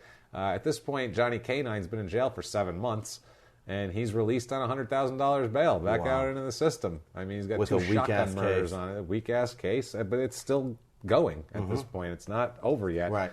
December 2nd, 2005, he's arrested for extortion and violating the terms of his bail. Again, this guy cannot stop getting arrested, and it doesn't stop. He doesn't stop being a dick. There's still a big, giant chunk of deepness here. He's still in a lot of trouble. Oh, yeah. And he just keeps getting in deeper trouble. Murder trial. I don't understand. This is just 10 years ago. This is what I mean. By the way, anybody out here know this was happening? No. Anybody ever hear of this shit? I've never heard of this. I've never heard of this. This is like one of those stories where I was like, I was really looking for something kind of off the beaten path. Yeah. And I was like, this isn't real. He didn't. It's another one where I'm like, this is a movie. Oh, police station. That's what I thought it was. This is a low-budget shit movie somewhere. He gets into a fight later on with guys called the Bacon Brothers. I'm like, this is not real. The Bacon Brothers blowing up police stations. Get the fuck out of here. This is real shit. It's insane. So June 12th, 2006, the preliminary hearing for the trial of the Gilbank murder starts the next day. Okay. The Crown is what they call their whatever up there. The Crown withdraws all charges against all 3 men. Oh, boy. Pulls them back. Do they have double jeopardy up there? Is that maybe why? Well, they pulls them back. They call it stayed. They stay the thing. So that means you technically can It's like a refile suspended it. thing. Yeah, right? well, you can do it here. You can pull file charges and Right. refile them. They have the option until the statute's Right. over. Because they don't want to go forward with something and then not get get dismissed it. or whatever, and then they can't retry them because Absolutely. double jeopardy. And even if they don't have double jeopardy, if that's part of your case, it looks worse if you've already been acquitted. If you've already been acquitted of this, It looks like they're you're harassing retrying, these right. people. The prosecution says that they had no reasonable prospect of obtaining convictions, and they're going to have to continue to investigate. So they said, we don't have shit. So they arrested them, held them, had a 4-month-long bail hearing, all this right. shit. And they go, I'm sorry, we don't have anything. Never Not mind. right now. It's like they were trying to get somebody to crack and roll on the others. That's what it seems like to me. And they all said, Can go you fuck come yourself. back? Yeah, they all said, no, we're not doing anything. John now moves to British Columbia. Moves out of Ontario, goes to British Columbia because, the gang broke up and there's not that much to hang out with. He needs a new gang. He's got to get the gang back together. And you know what he finds? A new goddamn gang to hang out Really? with. The UN gang. And these guys are bad The motherfuckers. Un-gang? These guys are badasses. And they start a war, basically. Really? The UN gang. This is now they want control of drugs, and it's all revenge shit. We're going to get into some crazy biker insanity right now. I love it. It gets wild. June 2006, right after the charges are tossed for the shooting, he has to answer for his violating terms of bail and his extortion still. So he pleads guilty to that. You know what he's penalized? A guy who was on trial for murder, who blew up a police station, who did all this shit. You know what they gave him? A week. $10,000. No way. No, not a $10,000 fine. They're keeping $10,000 of his bail. He had $100,000 bail. They said, we're only giving you $90,000 back, mister. You can't be extorting people and violating shit. Why don't they just... What in the fuck? Why don't somebody jerk him off on the way out, too, and juggle his balls? Because this is ridiculous, sweet. man. They're the nicest people ever. I'm going to go commit all my crimes in Canada. If I ever want to go on a run, it's going to be over there. I'll tell you that right Every now. time. Every time. I'll just say I'm a nice guy afterwards. It's fine. So, March 2007 now, the Gilbanks family, they go on TV and say the case collapsed due to corruption. They blame leaks in the department, which I'm sure there was. Hamilton police detective said the allegations are, quote, false, baseless, scurrilous, and potentially libelous and defamatory. I wish he would have said alleged bullshit. It's alleged bullshit. The leaks are alleged bullshit. I will not stand for it. Nil. That would have been amazing. Unreal. So I think it's hilarious to talk shit about the family of a murder victim and call them and just potentially libelous and defamatory. We can do, that'll look good for the state. Let's sue that victim of a murder family whose case we haven't been able to solve in 10 fucking years. Still mourning. They don't have closure. It's not like it's a month later and they don't. Defamatory dicks. It's not like it's a month later and they're like, these people can't solve the case. It's 10 years. You had your chance. It's been 9 years. You guys are jerk-offs. Period. Whatever they have to say is warranted. And you've got a suspect that's blowing up police departments. Find a way to pin a case on that motherfucker. No shit. It shouldn't be that hard.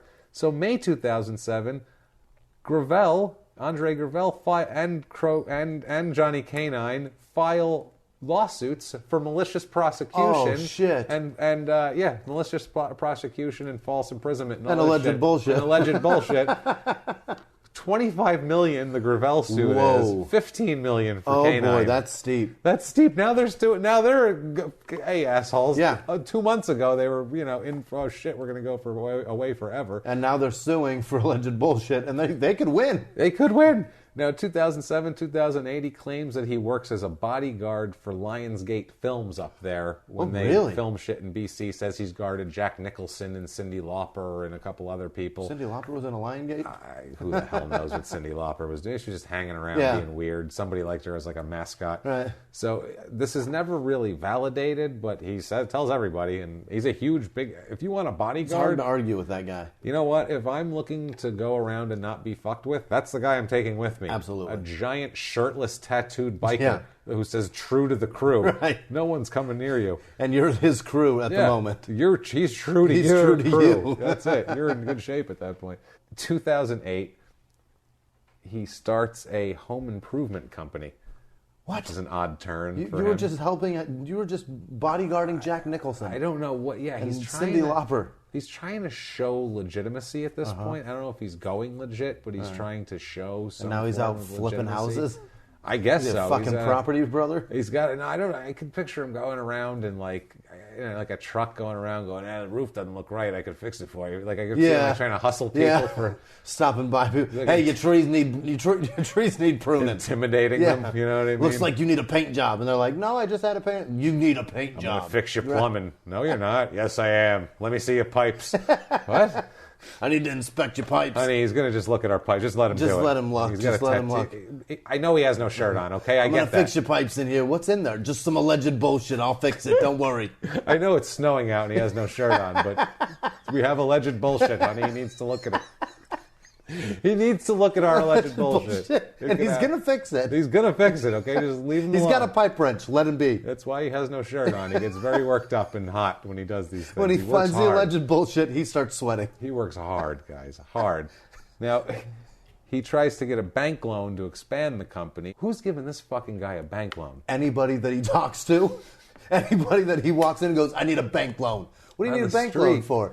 A fucking bank loan. All right, it's yours. On the street, he could just walk up to a stranger and get a loan out of him, I'm sure. But the banks want nothing to do with him. It was like, didn't you blow up a police station? That seems like... Listen, I'm true to the crew. Give me the fucking bank loan. And then when you blew up a police station, you injured a police officer. What else was damaged? Oh, yeah, bank.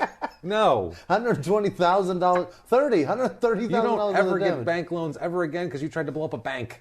Sorry, you're off. You're out. But they gave it to him. They didn't give him this loan. Oh, they didn't? They do not give him this loan, and his company folds because of it. Oh. So how much was he asking for? Does it say? It does not say. He was just asking for an expansion loan. I think he needed it. He was underwater. It was over $100,000, I'm sure of it. He goes to work as a used car salesman. Awesome. Used cars. Imagine that guy selling a used car. I was looking for like a 2007. You need a topless Jeep. That's what you need. No. It's cold in the winter. I'm looking for like a Honda Listen, you fucking Accord. pussy. You take your shirt off. Look, I have kids, you know, and I need take to put their them in the fucking bag. shirts off. You don't gonna raise understand. pussies? My son has breathing trouble. Listen, he uses an that's inhaler. alleged bullshit. It's Put him in the inhaler. back. He'll be all right. No, but he's very asthmatic. The wind will force down his throat. He'll be all right. He's asthmatic. You go faster. I don't know if we can fit in there. Is there? I'll wedge you in. Don't Can worry. I get doors for this? Does it come with doors? I ripped them all off. I ate Shit. them. All right. Well, I guess I'll just take the Jeep then. Okay. That's how he sells them. And he was the top Jeep salesman in all of Western Canada. Johnny K9, the top-selling Jeep salesman That's in all of awesome. Western Canada. He's a used car salesman. Unreal. He's That's like, I got an unbelievable. 06 Wrangler for you over here. Hop in. I got a Rubicon in the back. Come on. I got a Sahara. I got a Come Rubicon. on, I let's got them go, all. buddy. It doesn't come with doors or shirts. Get in. Move your ass. Tell you what, if you buy this Jeep, you can have my shirts. You ever think about investing in a home improvement company? You buy this Jeep, it comes with a free tattoo. Oh, my The only one you God. get is True to the Crew. That's the only one we got. That's all he knows how to write. Sorry about that. He's back there. His needle's a little dirty, but you'll be all right. Don't worry about it. You got hepatitis, right? We all do, don't we? Okay. He's a let's little do it. sick. He's got, I don't know, it's alleged bullshit or something. Some alleged bullshit in his. I don't know what the fuck. This guy's kid is a pussy. He's got some alleged bullshit in his chest. He doesn't want the Jeep. Nah, you get in the Jeep. Tattoo him. Tattoo him. Let's go. Put a tat on this guy. So he's in the used car game. He must be bored apparently. So he's got to go out and find some people to try to kill him. So let's get into those people. Oh, Let's fantastic. get into a rival gang now. Really? Now let's get into the Bacon Brothers. Oh, the Bacon Brothers don't like Jeeps. They do not like Jeeps, and they wear shirts everywhere. They're very anti-male toplessness. The rival gang is called the Red Scorpions, and the leaders are the Bacon Brothers, and in order of age from oldest to youngest, they are Jonathan, Jared, Jamie, and of course Kevin. I'm just kidding. There's no Kevin. It's three of them. It's Jonathan, Jared, and Jamie. Bacon. Bacon. And they're the leaders of this gang, and known as they're the front men of this gang, and they piss I just picked up Kevin Bacon. Son of a bitch. I'm such a piece of shit. I'm like, what, Kevin? Oh, Kevin Bacon. Fucking 7 sentences later. I got it. All Okay. right, fuck you. So 6 degrees of separation. I'm on board.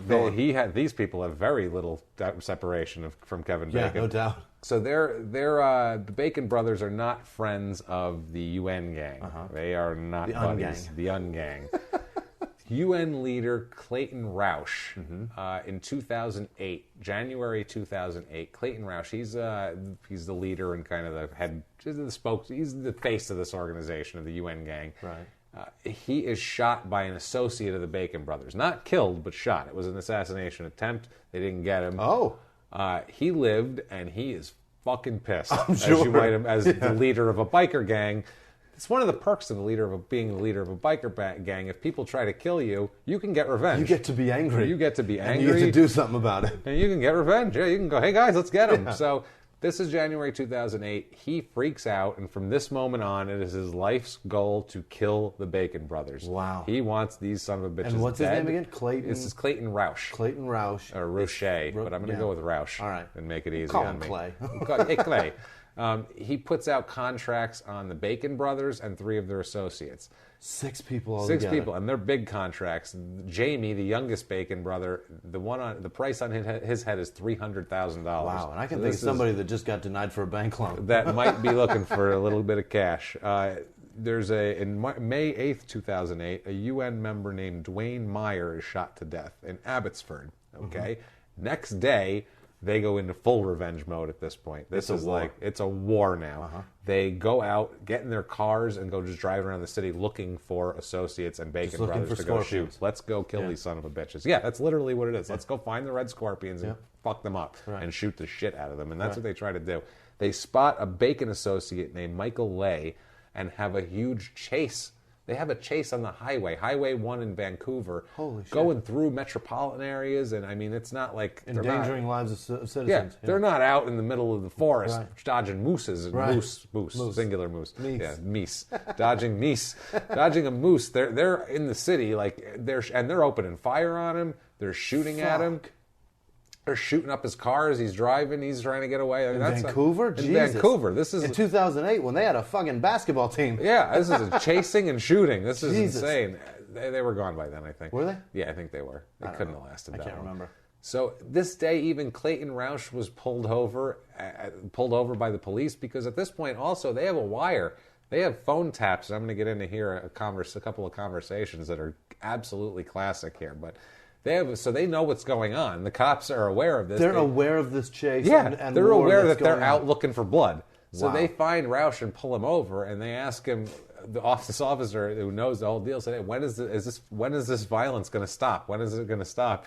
And Roush said, quote, it won't. It would be the same if a police officer was murdered. The police would also want revenge. That's just the way it is. Wow. And it's He's a just good like, point. so... I don't think they'd go around, well, maybe they would, but shooting at a car while it drives on the highway. At the one... They'd pull you over first. It's at the one that shot a cop. It's not. They're not looking at everybody. Out hunting.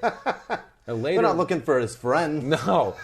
Later that day, same day, a man who was mistaken for Jamie Bacon was shot and killed. So they found a guy who they thought was Jamie Bacon, shot and killed him. So I mean, it's like anyone a Mexican cartel at this point. It's not even these. It's these guys. Anyone they hang out with, and anyone that looks like them. Yeah. Kill everybody. They got the same color eyes. You don't want to be a Bacon brother at this moment in time. Don't be named Jonathan, Jamie, or Bacon. Or Jared Bacon. Don't even eat bacon. Don't eat bacon. No Canadian bacon. No bacon. So Jonathan Bacon, it's the same day. Jonathan Bacon, who's the oldest, and he's got a Porsche, what are they, the Cayenne, the SUV one? What the fuck kind of a leader of a biker gang drives a goddamn minivan? That's a Porsche minivan, basically. It really is. This asshole's driving that. But anyway, I'm ashamed of him. He should have been ashamed of himself. He should be. So he takes this Porsche to his friend Jonathan Barber, who's a stereo installer. This is a funny thing because I picture Tommy Morrison with the Corvette. Fuck yeah. But actually, this guy, Tommy Morrison, had a better outcome than what happens here. Really? In this whole thing. So Jonathan Barber is his buddy. Barber takes the car to go. He gets in the car. He's like, go take my car and install a stereo. He gets in the car, starts to pull away. Also, too, Barber's girlfriend, Vicky King, is right behind him in Jonathan Barber's car, following. He gets in. The UN boys pull up and open fire on the Porsche and shoot the shit out of Jonathan Barber. He's dead immediately. I mean, they shoot the girlfriend up. She does not die, but she is shot to shit. Yeah. She's got all of her on her arms, tons of shells, shotguns again. I mean, they have a definite pattern that they like to do. So they're out for blood here. This is no shit. They want to do major damage and make sure they are not alive. Oh, absolutely. Now it's going to. This is getting insane now, right? So. This was like the final straw for the cops, and the cops knew what was going on. They had taps here. Awesome. And we have some funny stuff that was said on these. This is great.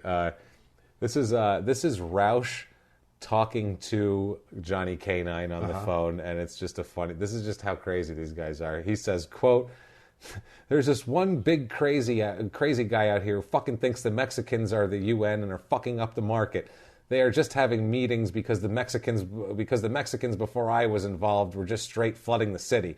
And they got 70 guys out there, but they stay sort of neutral. They like to be quiet and make money. So they're talking about a guy, and Johnny K9 says, quote, he makes 25 keys a month of crystal meth. We can get rich with this, is his quote. Let's bump him off and take his market. And he says he's going to need protection, is what he's saying. Yeah. He says, I'll get the fucking money for protection, and we'll get some good shit we'll get some good shit. And Roush says, we can make tons. And they're like, this is great. We're going to get meth and They're talking money. about making deals. Yeah. And making money off of drugs, and the cops hear the whole fucking thing. Absolutely. And he says, then Johnny K9 says, there's guns in the pouch. He's got a nice little fucking 15 with a clip in it. And this guy's saying nice, and they're going back and forth like, yeah, we're going to protect this guy. I got guns, don't worry about it. We'll get a bunch of meth from them. We'll sell it. I believe so. He's got a nice little fucking 15 with a clip in it. Probably. These guys are psychopaths. Yeah. I mean, they go on, and it's just all of this back and forth about we're going to make drugs, guns, kill, drugs, kill. Yeah. It's nuts. I mean, there's tons of it here. And they've got the evidence now. And they've got a ton of evidence. January 24th, 2011, Mr. Johnny K9 is charged with first-degree murder in the killing of Jonathan Barber, the stereo installer, the poor, unfortunate stereo installer. Poor guy working on wire fires. He's arrested again now for murder. Now he's charged again. So now let's back it up. Mm-hmm. So he's had drug trafficking. He's been in a paddy wagon thinking that the dog is a good name for himself.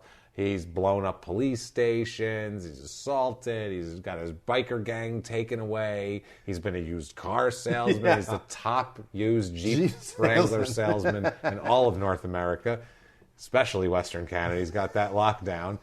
He's got bodies on him. He's been charged and somehow let go from these Gilbank murders.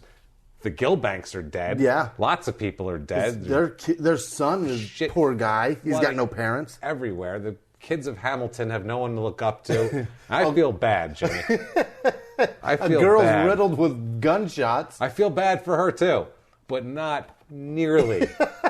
Not even close to as bad as I feel for Ion Croitoru, the professor of applied philosophy, social and political philosophy, and philosophy of science at Valahaya University of Targovis. I have no fucking idea where that is. That? I'm guessing Romanian. Yeah. Because everyone with his name is Romanian, Gotcha. including the other poor bastard, Ion Croitoru. Holy shit. Who's a very respected Romanian cellist. And if you look up Ion Croitoru videos, you will see lots of videos of this older Romanian man beautifully Playing a cello. ripping up a cello with the name of a murderer. He chose a dorky-ass life, and there's a man that's a psychopath These poor with bastards. the same name. He's like, I play beautiful, look me up. And they're like, you the guy that fought Hulk Hogan in 86? I don't want to talk to you, sir. And then blew up a police station, you crazy shit. Unreal. So, also, too, they have a talk. There's a hitman who comes forward. I didn't even notice your tattoos. Where's your... Hey, you You got have a a shirt shirt on. What's up with that? Where's your Jeep? This is some alleged This is bullshit. the legend. I don't buy this for a second. So jailed hitman Ken Murdoch has a big talking to one of these exposés of him. I'm going to tell you all about the life of crime, type of shit. Ken Murdoch, he says that the mafia at one time hired him to kill Johnny K-9. Oh my God. But he said he liked him and he decided to spare him. He said, I don't know. I'm going to kill this guy. I like him? How do you like him? I think it was more like, that guy frightens me. Yeah. I'm not going to try to kill him. How about I like me? I like me. And I don't want to die for killing that psychopath. I saw what happened to Mr. Barber back there.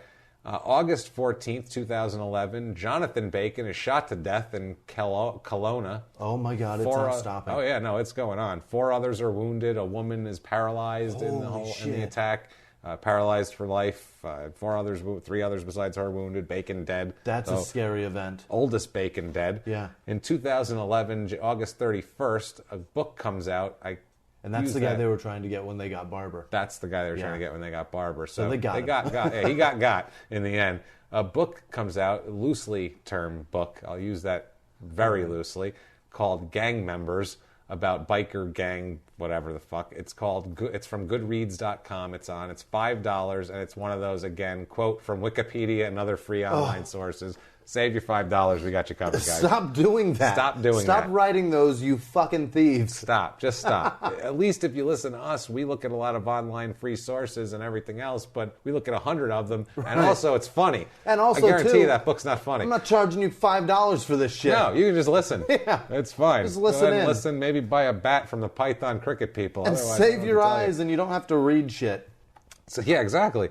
Yeah, be lazy. Let us do it. Let us do the yeah. reading. Let me cramp my hand and destroy it on piles of index And cards. talk shit about some asshole that does the same thing we do and then fucking pens it and sells and robs you. Robs you of $5. I bet they've sold 3 copies of that book. I It looks hope terrible. they haven't. I made $15. April 19th, 2012, the trial begins in the Bacon brother murder conspiracy trial. Now, Awesome. They are arrested. Here we go. Johnny K-9 and 4 other UN gang members are arrested in a conspiracy trial. They have these bunch of conspiracy trials. Like, how the fuck do we get these guys? Okay, well, we have them on tape, saying how they're trying to kill all these people. So conspiracy to commit murder. There you go. Let's do it. That's as good as murder. In this country, they'll get you life. You know what I mean? So this is 4 other members. Members are... Don't even need a body. Don't even need a body. Because if you fucking hire a hitman and it's a sting operation, you can still go to jail for conspiracy. life. You're done. The other members are Barzan Tilly Choli, Tilly-Choli. This really is the UN gang. Yeah. Yang Li. Oh, boy. Dilon Heng. Oh, boy. And Karwan Syed. They are getting everybody from everywhere. This does not sound like a group of guys that hang out with each other at all. No, this is just... They, apply to some social network. They're they're the worst of the worst, and here are my skills, and you just draft your free agent. A small plane full of ambassadors went down flying over somewhere, and these are the guys here. You just draft your free agent. We draft Hang. Absolutely. We draft Delon. So they basically, it's a conspiracy to murder a bunch of Red Scorpion members, with Bacon Brothers obviously being the top, the main targets. The main targets. They actually plead guilty to this. They're fucked. They have I mean, you can't deny with all the phone stuff. They're screwed. Got your word saying it. I was reading with it's completely back and forth. I got some shit. I want to fuck this guy up. Oh, this guy's it goes on forever. This phone recordings here. So, Homicide Superintendent Kevin Hackett said of this, "It is vital to remove the illusion of invincibility these individuals use to intimidate others and expand their violence and illegal operations. These charges bring very well-known gang members before the courts to face justice and send a vital message to all criminals and prospective gang members that they will be held accountable for their actions." Good. So they're basically saying they're trying to send a message to clean this shit up because this is getting out of fucking hand at this point. We don't want any more civilians killed. No. Now they plead guilty to this. Guess what else happens? Now they're still on the hook for first-degree murder, remember, of Jonathan Barber. Yep. Murder charges of Jonathan Barber are stayed. They fucking stay them. What? They stay. This is twice now where he has clearly had something to do with shotgun murders, and they're like, can't quite prove it. We don't have enough. We don't have enough. We're gonna hold off on that one. So all he's charged. This is only on conspiracy now, and it's a deal too. He gets. He fucking please. Why? Yeah, he pled to the he pled guilty. Yeah. So the Crown spokesman Neil McKenzie said why they were not. Why the murder charges were stayed. He said, quote, "The evidence that will be put forward in the proceeding does not establish that any of these accused were directly involved in the death of Mr. Barber or the attempted murder of Ms. King," which makes them sound much less trashier than some stereo installer who got shot by bikers. That makes them sound probably wearing shorts. Mr. Barber and Ms. King. He's all sweaty and he's got like wire cutter marks all over his hands. Oh yeah, from whatever from the butt connectors and so I mean dashes. At this point, he is in prison. He's just pled guilty to conspiracy. At one point, he was a wrestler. He had a business. He had biker. He had a lot of stuff going on, and now he's here. What more could happen, Jimmy? Where's that Mexican a Mexican pimp bursts through the door, pours him a drink, and asks him.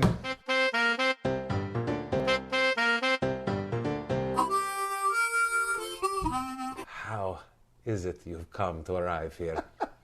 Excuse me, hold on. Wait, Shawarma Man should say it.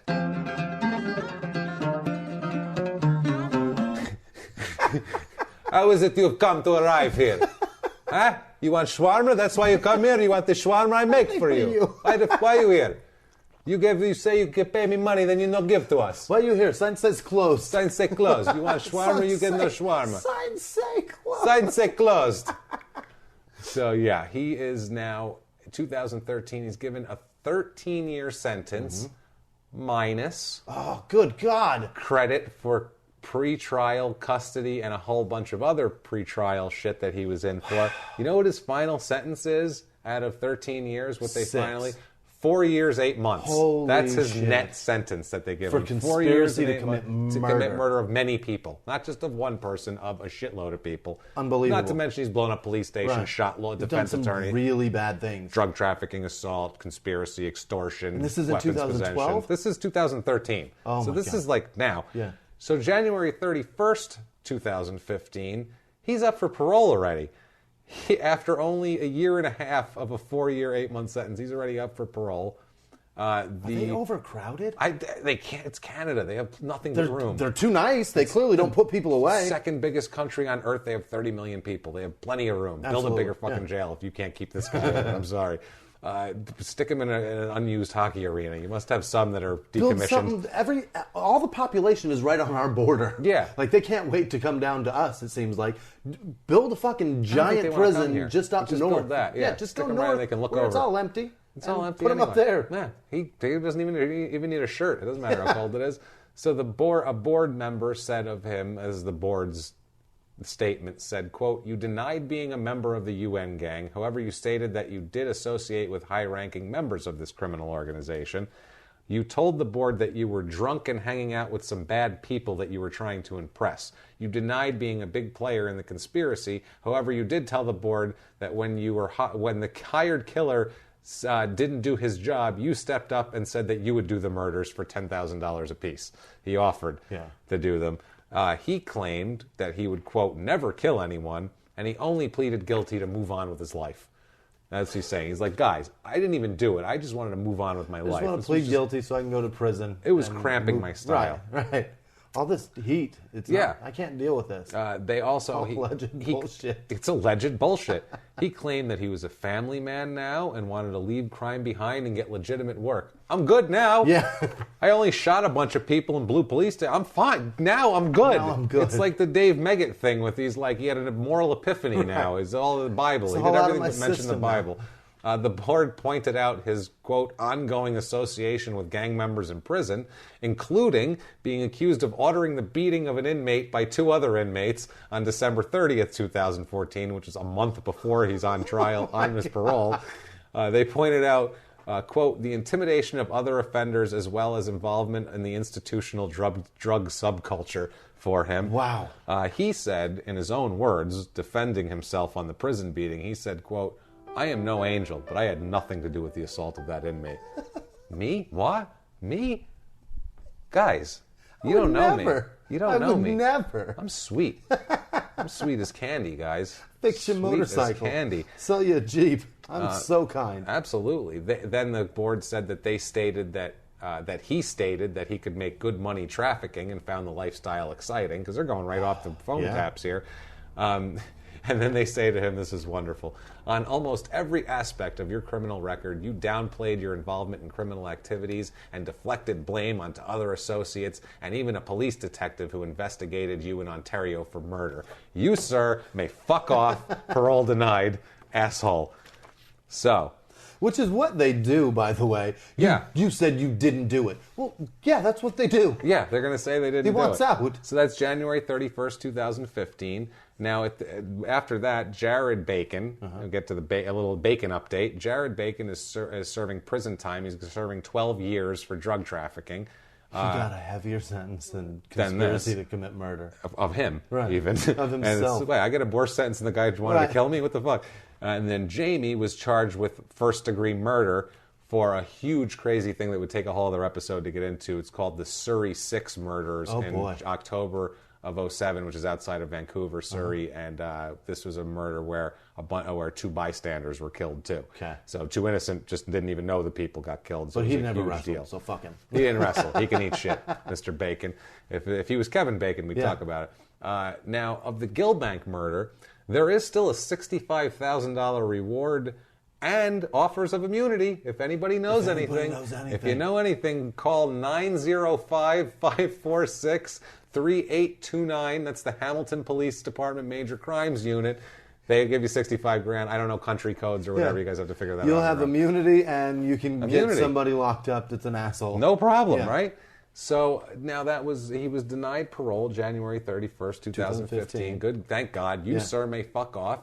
Up for parole again on September 2nd, 2016, a fucking week ago, and they paroled him. Oh my God, This guy's out. He's out. He's on the street. He's going to fucking kill me. He's going to kill me. Do you understand that? He's going to listen to this and be so angry. This whole episode, all I'm thinking, you don't understand, I did all this research. That's the last thing I found somehow chronologically.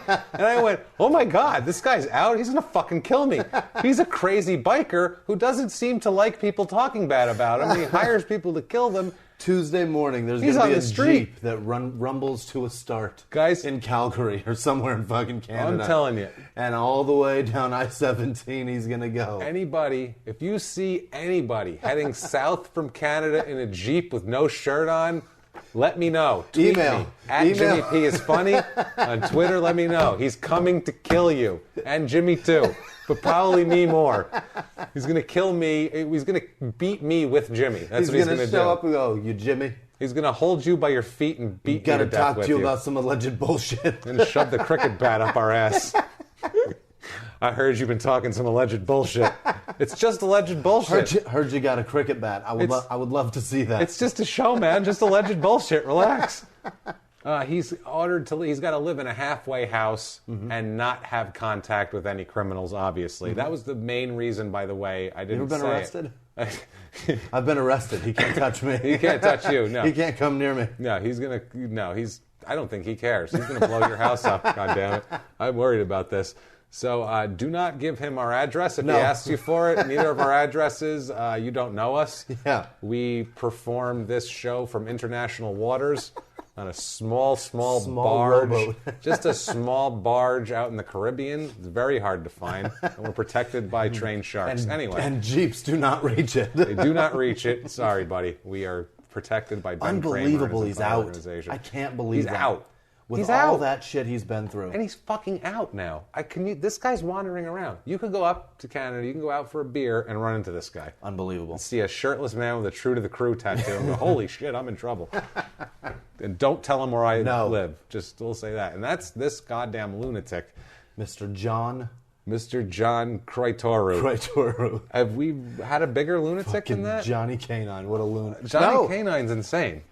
I don't want to know him. No. At first I wanted to meet him. Yeah. Right up until he blew up the police station. Right up until he allegedly blew up a police station. Yeah. I want nothing to do with this man now. Everybody else like drinks and drives, or even if they kill their girlfriend for whatever reason or do this. This guy's just a fucking Batman villain. Reckless. He's crazy. He's just reckless. He's a crazy biker gang. Like he's like a movie biker gang. Yeah. Like you would be like, bikers gangs can't be that crazy. They are. He's like this the bad guy in Raising Arizona. Like, he's like that. That's him. Yeah. That's him. I'm telling you. That's him, or at least one of his buddies. That's what he is. He It's knows that bald. man. Oh, it's his buddy. Absolutely. That's his pal. I He's think met that him was before. he was a co-conspirator in one of those cases. He's probably. one of the ungang. Holy shit! So that's that guy. Good lord. Fucking Johnny Canine. I hope you guys enjoyed that. Let's do some shout-outs quick I would here love to. before we run out of time. Let's talk about Jaybird Wedbetter every week being amazing, and man. Busby. Those two are fucking super fans. We love them, obviously. And Manj Senga. I love Manj. He tells me that I pronounce that wrong. I don't know how to pronounce that. Senga. I don't even know if it's Manj. It may be. That J may be silent. It just may be man. I don't know what the fuck your name is, but you appear to be an Indian fella in Britain, and you like our show, and we goddamn love you, and we love your hashtag, your pudding boy hashtag, and everything else. Thank you. We love you. We have a new guy named Chris Brown. I do not believe it's the one that beat up Rihanna. I looked to check just to make sure. Blind Buddy. He's a good guy though. That's just Blind alleged Buddy. bullshit, by the way. I don't know if he is blind. He didn't say that or not. His tag is @Blind Buddy. Tweet us. Tell us if you're blind. Tell us if you're blind or not. And Jason Fuller actually called Greg Rosenthal a cunt. That's beautiful. Thank you. He God. tweeted out and you everything. So It's amazing. Thank and you. Desi T and Patty Wooten and Mop Jockey and Jay Berg, the comedian. Oh, yeah, Jay He's Berg. terrific. Yeah, and thank you, Jay Berg. Max Leiden. You guys are our newest ones this week that we really appreciate. You're Guys, very sweet. I'm going to say it before. I've said it before. I'm going to say it again. We don't have a network. Yeah. We don't have that stuff. We don't have a network. We have each other. We have each other, and we have you guys. That's what it. I'm talking about. Yeah. Each other. I wasn't saying it to you. I wasn't Obviously, being we're sweet here. to you. Obviously, we're here. I said it into your eyes. But Also, to Marius Johnson pledged on our Patreon. Oh, awesome. Thank you, Thank Marius you. Johnson, very much. We really, really appreciate we that. were in That dire means the need world to us. of these cards. That So means good, that means the world to It us. was time. It is time. So man. thank you all for being amazing, and Yeah. the listens and the loyalty have been Guys, through thanks. the roof. Thanks. It's insane. Please spread the word. Yeah. Crime and sports movement, guys. You guys, thank you. You're it. We Tell don't have 6 anything people. else. Yeah, and you know what? We don't even want a fucking network at this point. We're doing well just from you guys, Just with building you. our audience, Yeah. and we kind of like building our audience organically. You guys like I us. like it being You so- tell your friend that might like it, Right. and then it's like, yeah, we're all. I said it before. The wide variety of finding the people that look so different, have such different from lifestyles. across the other side of the world. No kidding. Yeah. You eat different foods. You're in different cultures, for Yeah. Pete's sake. You have different beliefs than these people. Absolutely. But you're still interested in the same thing. You still want to laugh at You rapists. still want to Yes, hear thank you. a terrible story about some cocksucking jerk that's just terrible to people, Yeah. and hear us make fun of them. And we appreciate the shit out of that. Thank you. God damn it. So please follow us on social media, at Crime and Sports on Twitter, crimeandsports@gmail.com, facebook.com/crime and sports. If you do want to throw us a few bucks, you can donate at our Patreon page, patreon.com/crime and sports. That helps us so much. We just opened up a new studio. Index cards are expensive. There's a lot of shit. But honestly... And we use a lot of them. We use a lot of them, yeah. What we really want from you guys and really beg you guys for iTunes reviews. If you do that for us, it is worth the weight in gold. I can't even tell you how much that's worth to us, because that drives us up the charts, gives us better sponsors and more money on that, and then we get their money and not yours, because we don't want your fucking money. We want you to sit back and laugh and let other people pay for this shit, and we'll put up on a good show for you guys until the end of goddamn time. And speaking of charts, we rose to our highest position ever in the UK. 35 we were number 35 in our category. in the UK last week. Yeah. That's insane. That's crazy, guys. It's Thank insane. you, UK guys. Thank you. Spread it. Let's get it. Let's see how high we can go in the UK. Thank you, you fucking guys. Thank you. And I like to thank you once again and always to Sarah Hunt, our social media person, who puts up all the cool pictures and all the cool memes and all the little things. That's all her. Pictures of Frankie. She makes that. She takes all the pictures Photo of Frankie. sessions of a goddamn dog for you guys. For you guys. So I mean, she's great. She does everything. I'm a little biased also. You know that is kind of my girlfriend also, but still, I'm very biased toward her. She's fantastic. She does a great job. So thank you to Sarah on that. She put up a little thing with UK and Australia with, I don't know if you saw Australia that, the versus charts. the UK. Yeah, and it said Australia, you're going to let the UK punk you guys like that. So I love it. So let's compete. UK, Australia. UK is kicking your ass right now, Australia. Real. Get your shit together. Get out your wallabies and pound the pavement and help us out, guys. Mark Busby, get on those fuckers. We appreciate it. Also, too, there's listening party is this week. Oh, he canceled it. Oh, he did? He shit. had to cancel it. He has some things Busby had some shit going. Busby has kids and a family. Yeah, It's fine. He has a job and... He'll do another one. Don't worry about it, Australia. It's all good. It's a bit early. But anyway, guys, thank you guys so much for everything. We love it. We have more scum for you next week. Another wild story that you didn't even know existed. Just like fucking Johnny Canine. You didn't know Johnny Canine existed, did you? No. I didn't till this week. I never even knew he wrestled. That's what I mean. Hit him with your social media, Jimmy, would you? At Whisman Sucks, WHISMAN Sucks, on Twitter, Instagram, and Snapchat, and Jimmie Whisman on Facebook. You can find me. Just find those on those social media forums, and you'll see how to spell my name. You can see, go to at Crime and Sports. It says our names. There you go. You can see that. I'm at Jimmie P is funny on all the crap, and my regular name on Facebook and all that shit. So find us on there. Yeah. Follow us. Say hello. We love you guys so much. Yeah. We will see you guys next week. If you like crime and sports, you can listen early and ad-free now by joining Wondery Plus in the Wondery app or on Apple Podcasts. Prime members can listen early and ad-free on Amazon Music. Before you go, tell us about yourself by filling out a short survey at Wondery.com/survey. He was hip-hop's biggest mogul, the man who redefined fame, fortune, and the music industry. The first male rapper to be honored on the Hollywood Walk of Fame, Sean Diddy Combs. Diddy built an empire and lived a life most people only dream about. Everybody know ain't no party like a Diddy party, so. Yeah, that's what's up. But just as quickly as his empire rose, it came crashing down. Today I'm announcing the unsealing of a 3-count indictment, charging Sean Combs with racketeering conspiracy, sex trafficking, interstate transportation for prostitution. I was up. I hit rock bottom, but I made no excuses. I'm disgusted. I'm so sorry. Until you're wearing an orange jumpsuit, it's not real. Now it's real.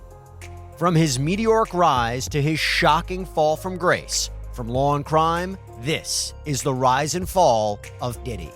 Listen to the rise and fall of Diddy exclusively with Wondery Plus